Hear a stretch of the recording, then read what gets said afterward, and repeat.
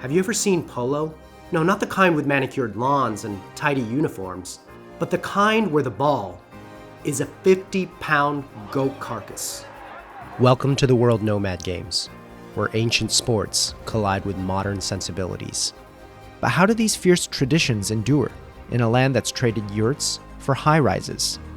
I'm Ricky Chi, a filmmaker, photographer, and National Geographic explorer. For over a decade, I've chased stories that connect who we are now to who we once were. Journey with me to Kazakhstan to find out what happens when a culture built on the back of a horse finds itself standing face to face with the 21st century.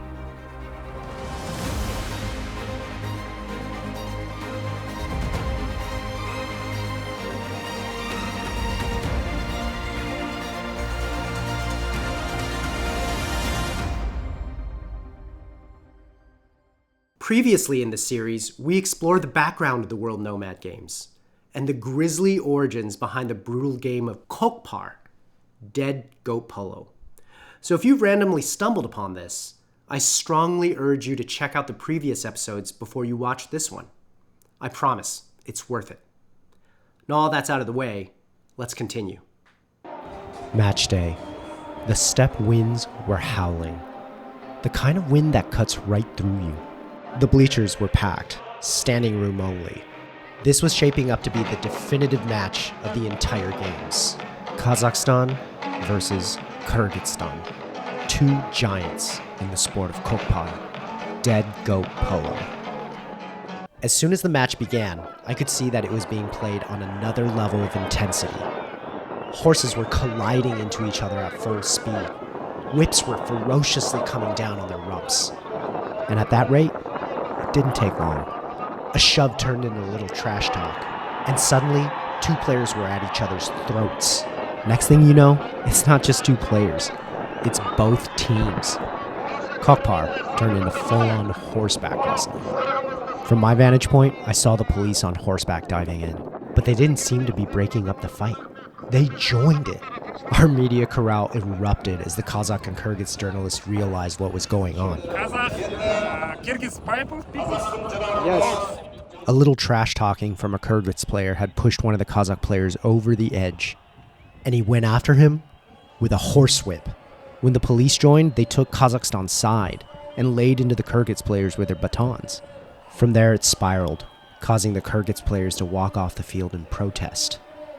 It was chaos. But maybe that's the nature of Kokpar. Ancient grudges, fierce pride, nobody backing down. Not even the police.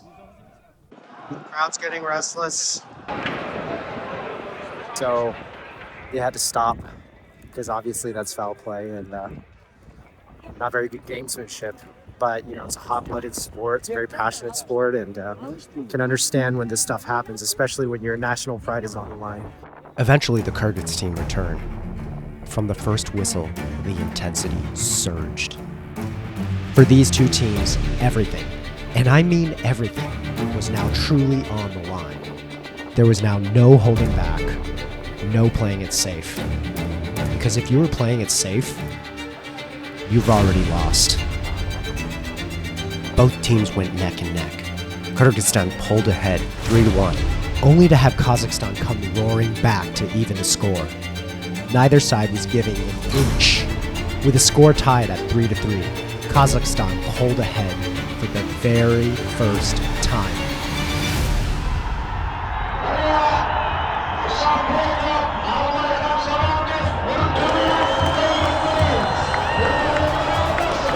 But only moments later, Kyrgyzstan answered.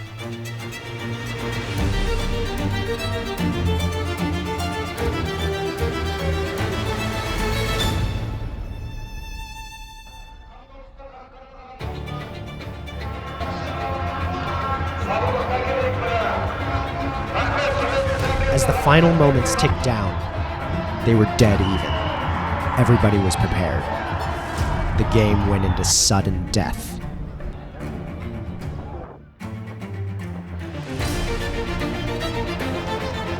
True to its nomadic roots, there was no such thing as sharing first prize. It was winner takes all.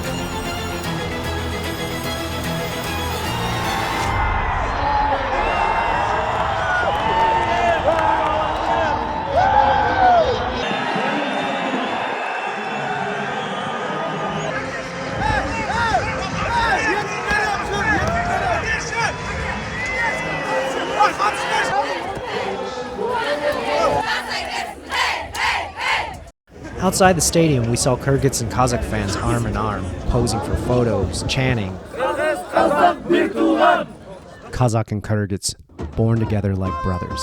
But I wondered, if they saw what I saw, would they still feel the same way? And it was at the medal ceremony that the tension finally boiled over. The Kyrgyz players received their medals and immediately took them off. Then, the entire team just walked away from the podium. In their eyes, they hadn't lost. They had been cheated. But the crowd kept cheering. Maybe they didn't know, maybe they didn't care. But I felt a resentment lingering in the air. The Kyrgyz were not going to let this one slide. Turns out Kyrgyzstan would have an opportunity to get even.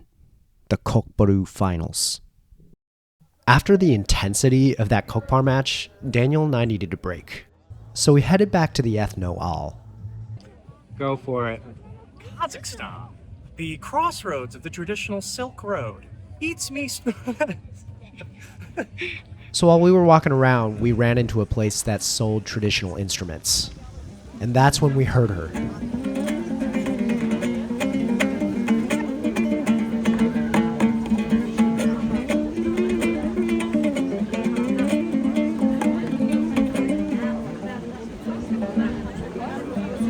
Something like that. Wow. Thank you. Her name is Aigerim, and she's the founder of the World Nomad Academy, an online music school where she teaches people from over 30 countries the art of the dombra. Through her lessons, she's introducing people from every corner of the world to an integral part of Kazakh culture. So that's about a time when people just started to reach out to me. So they started to ask me, wow, that's such a beautiful instrument. Can you teach me? Aigerim is one of the few English-speaking dombra teachers in the world. If you're interested, links in the description below. That night, Daniel and I went into town to a restaurant called Aula. Located in the city's downtown, it had a pan-Central Asian flair. There we met the owner of the restaurant, who was just about to take off but decided to give us a tour of his place. Maybe he was being extra nice, or maybe he knew. After that tour, we were going to order everything on that menu. Well, I guess we're having cheesecake. We're having right cheesecake. now. Yeah, course 3, cheesecake. This is shurak, fermented camel's milk. It's not what you'd expect from dairy. It is a bit more like fruit or vegetable-like in character, like that sourness. It feels very citrusy. Right. And this one is the best we've tried. So between the games honoring tradition and the fancy meals in the city, I started thinking about how much of this feels like a contradiction. We were in a super modern city, eating traditional food and attending traditional games. And it all leads back to the question, why are people no longer nomads? To understand why Kazakhstan is a land of ex-nomads, we're going to have to go back to the year 1839. European colonization is spreading like wildfire, and two empires, the British and the Russians, are locked in a high-stakes geopolitical rivalry known as the Great Game. As British forces pushed north into Afghanistan, the Russians launched their own brutal campaign in Central Asia in a successful attempt to acquire the land before the British could. For the nomadic tribes of Central Asia, life as they knew it would never be the same again. Nomads, people whose entire lives were defined by movement, became pawns in a larger chess game. Their lands were conquered, their autonomy was traded for survival, and in the blink of an eye, the freedom they'd known for centuries became nothing more than a memory. Less than a century later, the nomadic way of life faced yet another upheaval. By then, the Russian Empire had fallen, replaced by the Soviet regime, which saw nomadism as incompatible with its vision of the future. Nomads didn't fit into their vision of a controlled, collectivized society. How do you control people who move with the seasons, whose lives are defined by the open skies, not by fixed addresses? You dismantle it, piece by piece. Families who had followed the same migration routes for centuries were forcibly settled into collective farms. Their animals were replaced by state-imposed quotas, and their movements were limited to where the authorities saw fit. For those who lived the nomadic way of life, this was a profound and tragic disconnection. But cultures don't vanish so easily. Under Soviet rule, the individual nomadic identities adapted, slipping underground, kept alive in quiet gestures, hidden songs, and whispers of family stories. The spirit of the steppe was buried, but never broken. And then, in 1991, when the Soviet Union collapsed, suddenly Kazakhstan and its neighbors were left with the question, who were they really? What lay beyond the slogans and the statues, the decades of Soviet rule? What was the beating heart of their identity? In a way, the answer was right there, beneath the surface, biding its time. For Kazakhstan, it was the sound of thousands of hooves thundering on the steppe, the piercing cry of the eagle over endless azure skies, and the timeless pull of a life once lived without boundaries.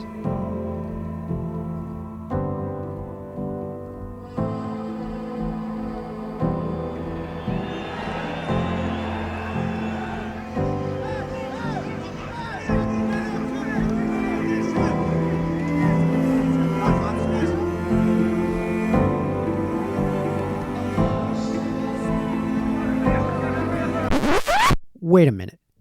What about that Kokpar final? We're going to the Kokpar finals. We're going to see if Team Kyrgyzstan can redeem what happened earlier in Kokpar. And I think I've chosen a side. Is this hat design, is this Kazakh or Kyrgyz? Oh, it's Kyrgyz. This is Kyrgyz. Okay, thank you. Which team? Well, For the volunteers, they didn't agree so easily. Kyrgyz or Kazakh? It's Kazakh. Kazakh? Everything here is Kazakh. Yeah. Makes sense. Well, I didn't want to make it so severe, but it's more like revenge. The Kokpar team also has Kyrgyz has the Michael Jordan of Kokpar.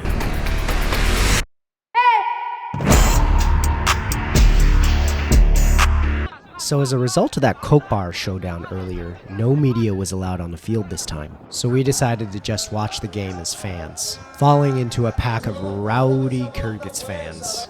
We were here to root for the underdogs. And for the underdogs, this game was purely about settling unfinished business with the Kazakhs. And did they handle their business? Oof, brutal. Another Kazakh player down. When that final buzzer rang, we could tell that this was more than just a victory for the Kyrgyz. It was sweet, sweet revenge. As the games wrapped up, and as we prepared to leave Astana, I felt something that I hadn't felt back home in a very long time.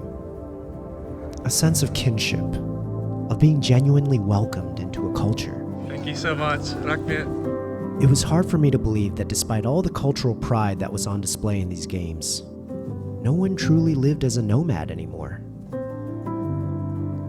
There's a sadness in that knowing, an acknowledgement of something we've collectively lost. Sure, we have the latest and greatest technology at our fingertips, but still, there's this feeling inside of us that maybe something essential has been left behind. What we experienced at the World Nomad Games feels less like a show for outsiders and more like a message to themselves. A reminder that our stories, despite their ups and their downs, are being continually written by us. And what are we but the stories we tell ourselves? Kazakhstan's far from a perfect country. It's developing, learning, finding its footing as it makes mistakes and celebrates its victories. And that's what we felt this year's World Nomad Games was. A victory. It's not like anyone's rushing to sell their apartment to buy a yurt and live under open skies. Life has moved forward, and they're part of it. All the humdrum that keeps us glued to our screens. Yet against all odds, here they are, rekindling something essential. Something rooted in the past, but alive in the present.